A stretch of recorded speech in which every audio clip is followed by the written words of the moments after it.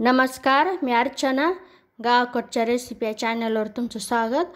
आज मी तुम्हाला सोयाबीन पुलाव दाखवणार आहे. बिर्याणी म्हणू शकतो. तर त्यासाठी इथं मी 1 वाटी बासमती तांदूळ घेतलेले आहे. तुम्ही तुमच्या आवडीचे कोणते तांदूळ घेऊ शकता. आता इथं सोयाबीन गरम पाण्यात 15 मिनिटं भिजत ठेवलेले होते. तर हे आता हे अशा या पद्धतीने पिळून त्याचं सगळं पाणी काढून घ्यायचं आहे. आता साहित्यामध्ये एक मोठा कांदा उभा चिरून घेतलेला आहे.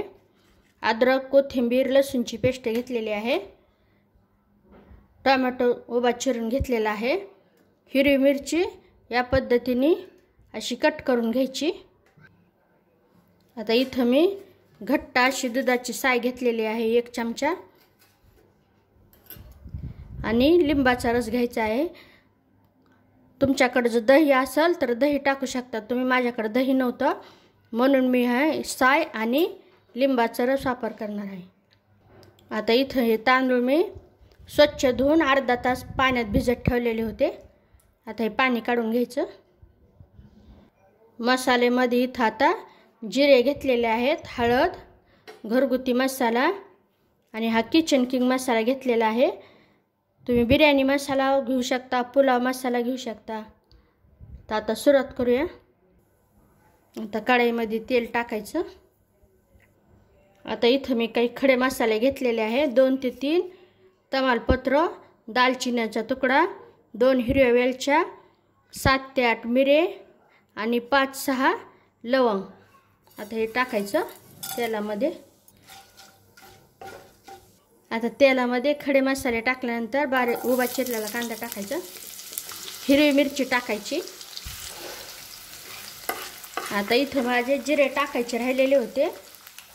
इथं जिरे टाकते. आता हे आता इथं जिरे पण चांगले परतवले गेलेले आहेत. आता गॅसची आच कमी करायची. आता हे कांदा चांगला गुलाबी रंगावर परतून घ्यायचा.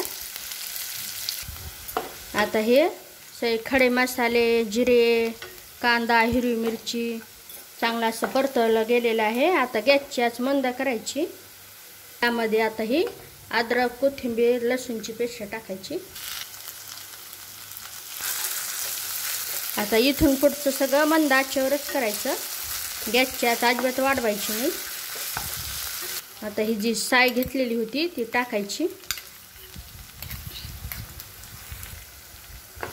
ही परतून घ्यायची चांगल्या पद्धतीने. आता इथं घरगुती मसाला टाकायचा, थोडासा किचन किंग मसाला टाकायचा, हळद टाकायची. आता हे चांगलं परतून घ्यायचं. गॅसची आच अजिबात वाढवायची नाही. यामध्ये आता हे सोयाबीन टाकायचे.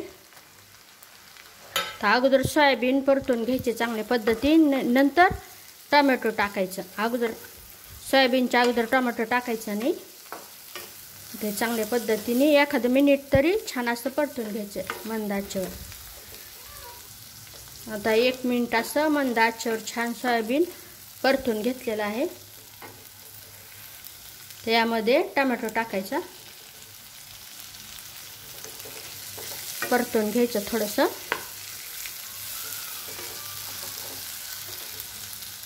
आता यामध्ये हे तांदूळ टाकायचे. तांदूळ टाकल्यानंतर चांगल्या पद्धतीने आता हे परतून घ्यायचं. आता इथं 1 लिंबाचा रस टाकायचा. लिंबाचा रस टाकल्यानंतर पण छान असं 1 मिनिट तरी चांगल्या पद्धतीने परतून घ्यायचं. आता इथं 1 मिनिट तरी छान असं परतून घेतलेलं आहे.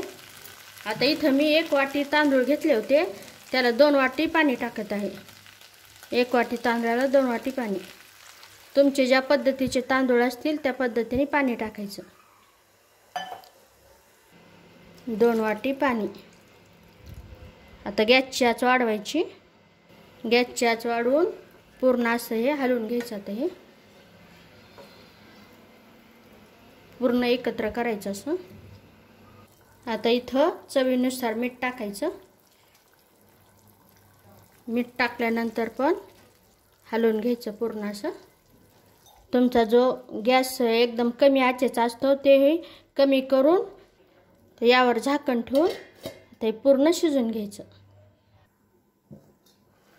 आता ही सोयाबीन बिर्याणी म्हणू शकतो, पुलाव म्हणू शकतो, छान असा तयार झालेला आहे। पहा जवळून दाखवते। गॅस बंद करून टाकायचा।